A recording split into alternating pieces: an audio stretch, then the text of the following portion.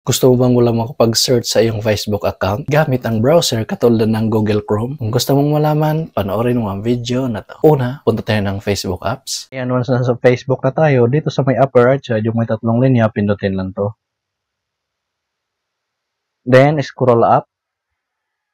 Pindutin itong Settings and Privacy. Pindutin itong Settings. Then, scroll up. Under sa Audience and Visibility, pindutin lang tong How People Can Find and Contact You.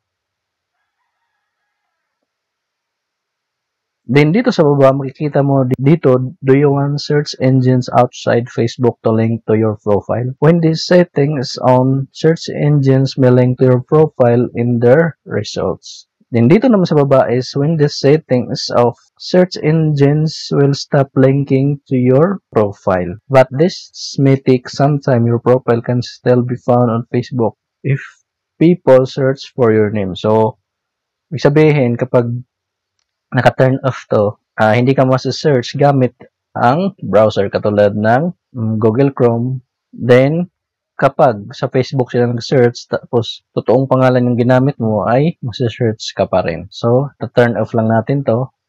Ayan. So, hindi tayo masa-search yung pangalan natin gamit ang browser katulad ng Google Chrome.